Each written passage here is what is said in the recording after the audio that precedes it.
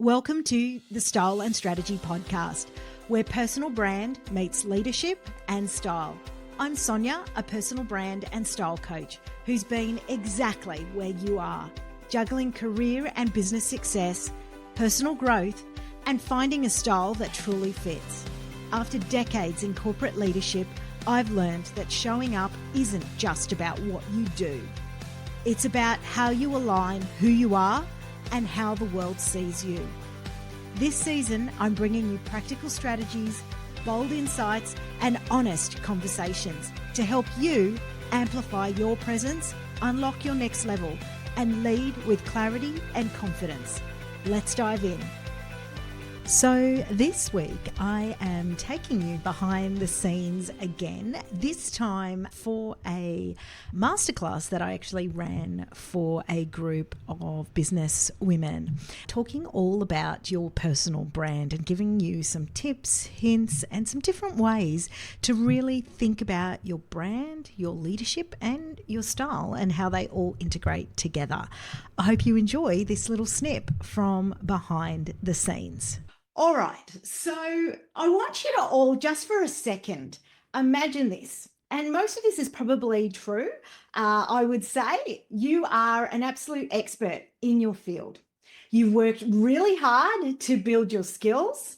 You serve your clients with absolutely everything that you've got, and you're growing your business. But for some reason, sometimes it can feel like people don't really see you, the real you. They don't really recognize your whole value. And sometimes, not all the time, but sometimes you can feel like there's these opportunities that are out in front of you, but they always just feel a little bit out of reach. There's that bigger stretch to get to where you really want to get to. Has anyone ever experienced that or felt like that at times? Yeah, I can see some heads nodding. We've all been there. And, I think it's something that you've just got to keep in mind as I go through this presentation and see where the opportunity is. Because if I tell you about two people that I've worked with and know really, really well. So one, Jane, was originally, before we started working, she was talented, she knew her stuff, she was really, really hard working. She just struggled, and this was in corporate, she really struggled to gain that visibility and trust that she really wanted out in the marketplace.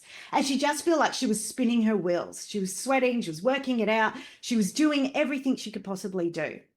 And then if I think about one of my other clients, Sarah, who was equally talented, but she had this magnetism, I would say, about her.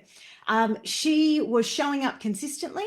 Her presence, every time she walked in a room, she was one of those people who was like, oh, wow, okay, Sarah's here. She was really magnetic. And, it gave her opportunities that actually fell, what seemed like to others, fell into her lap naturally. So if you compare these two individuals, the question becomes, well, what's the difference between the two? It wasn't skill, it wasn't expertise. There was something about their presence. There was something about their branding. Overall, it's how and which they owned who they were as they walked into a room. And so that's really what I'm here today to help you really unlock really the trust and recognition and how to really step you out as the leaders in your particular field. This is absolutely not about creating a new version of you. It's about really amplifying what is already inside of you and pulling it out to the outside, because that is really what makes you really unique and different. So before I get started, I really want to dive into what is personal branding. You gave me some comments at the beginning around your kind of, maybe it's this, maybe it's a bit of that. So I want to make sure that you're really clear on my perspective and my definition of personal branding and how it can actually become one of the most powerful tools in your toolkit to own your own space and own any room that you walk into. So When I think about branding, I think about positioning. I think about you positioning yourself because if you don't do it, the world is going to do it for you, regardless. So, and if you don't do it, you're also going to end up risk being, I guess, what's called invisible to some extent, right? Because if you own your own brand, you become magnetic, and you'll hear me use that word a little bit today. And this is a quote by David Breyer. And so, really, if you don't give the market your story to talk about, they'll define it for you. And I think if you think about maybe some people you might know or brands you see out there, you'll see where someone's got a really strong brand and the story that they're putting out there for everyone versus someone who may not, and you can't really see who they are. So, why does personal brand even matter? It's, if you think about it, the world today is changing significantly, right? You turn every post you scroll on Instagram, any business door you open today, what's the one thing we're all talking about? AI. How AI is going to help us, improve efficiencies, how tech's going to do this, that, and the other, right? So this rise of automation in this world. So you're seeing a whole lot of that. You're seeing an increase in sort of competition when it comes to social media, more people understanding that, maybe creating an online business or doing something as, part of a portfolio career. So getting online is starting to feel sometimes like it's getting saturated. So with all these things happening out in the world, you come back to business basics. How do you actually start to get clarity around your brand so that people out there can see you for who you are and what you actually do? So if you think about how do you normally get clients, how do you develop trust within businesses? If we go back to old school basics, probably initially it was by referral, right? It's by trust because you actually know someone. So therefore you might be getting a lot of referrals into your business. So they're the ones who are actually getting hired. The same goes in the online world, right? Because your personal brand will help you stand out and create what's most important, your authentic, sort of unique connection. So, just reminding again that if you don't shape it the way you want to do it, then you've got that potential risk of being overlooked. So that's really why I look at it as why it really matters today's day and age. So if we haven't met before, as Jess has said, I'm Sonya Choi LaRosa. I am absolutely obsessed with helping ambitious, high-achieving women bridge the gap for who they are and how they show up so they're seen, valued, and recognized for the impact that they actually create. And so why this really matters to me is after spending, 25 years in high-level corporate and leadership roles, and navigating rooms where perception mattered just as much as skill, I saw really that it doesn't matter how much you could actually deliver and do and give and hustle. If I didn't have the right perception there, if I wasn't owning my space in those rooms, then it wasn't enough for people to see value. So now I'm actually working with women to really align their personal brand and their style to take them really into that next level. So I absolutely understand that feeling when you're capable of more, but realizing that something isn't quite right or it's not landing. And it's never to do with your expertise. It's that your brand presence and style really aren't necessarily working for you as much as they could be. And I've seen so many incredible women who actually can get stuck in this space because they're not really positioning themselves in a way that match their value. So that shift, if I flick back to a bit of a story, for years, I climbed this corporate ladder doing all the things. But when I sat down and realized that I had built success for, which seemed like for everyone else except for me, then, and my legacy, then that's when I kind of realized, hang on a second, I need to shift something. I need to actually start to focus on my own brand. I need to understand, how do I actually navigate those rooms in a different way? And so instead of trying to fit into somebody else's mold, so, it might have been that people were saying you had to dress in a suit, you had to go and network, and go to those mass networking events or do all of those things, which actually didn't really align with my brand. Then it was about sitting down and working out what was really important to me so that I could actually build out a presence, so I could actually focus in on the individuals that I did want to resonate with, what was important to me in those particular spaces. So today, again, I really want to help you unlock whatever shift it is that you need to make, because showing up in particular spaces isn't just about the style. It isn't about logos and colors and things like that, or just looking good online. For me, that's all superficial. It's transactional. It's actually coming back to the root here around owning your value and leading with confidence, and how you can actually do that so the world can actually see you for the value that you bring out. When I think about personal branding and the way my big vision and mission actually works around this, I would say personal branding is probably one of the most misunderstood concepts in business. So before we start to help you build yours, let's really break down some myths around this. So what personal branding is not. It's not just for influencers or big business. It's for you as a coach, practitioner, entrepreneur, employee, because you are the face of your business. It's not just about aesthetics, as I said. So branding isn't just about colors and fonts. It's the entire experience that you bring to any room, whether that's a virtual room or whether that's a room face-to-face. And whether it's work to weekend, right? Your experience is holistically you. And I think most importantly, it's not about being perfect or polished, that 100% version, right?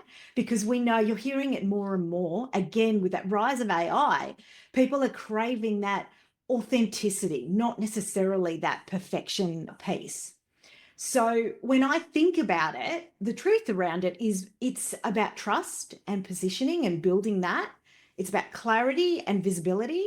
And it's about what I call leadership presence. And I don't define leadership as someone who's leading large teams or anything like that. You're leading your business, you're leading yourself, and you're leading your clients. So you have a role to play in that. So if you look at this diagram here, to put it simply, on the far left circle there, you're really looking at who are you internally? What do you represent? What are your values? What do you stand for internally?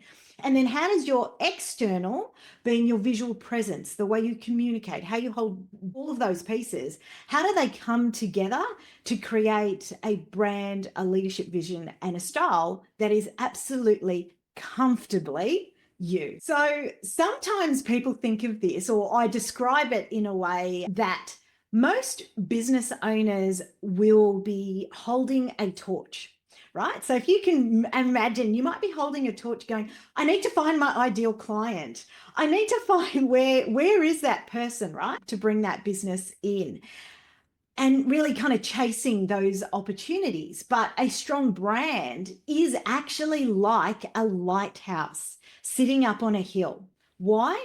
Because what does a lighthouse actually do? It stands out there confidently, sending out a really clear and recognizable signal that attracts the right people to your business and to your brand. So I want you to think about that for a second. And if you had to describe your brand's energy in 3 words, what would you say they are? So maybe I'll give you a second to kind of jot that down if you think about it. And remember, when I'm talking about the whole brand piece, remember, I'm not separating your business from you. It is one and the same, because it's too hard to wear multiple hats. I've been there, I've done that, and it doesn't work.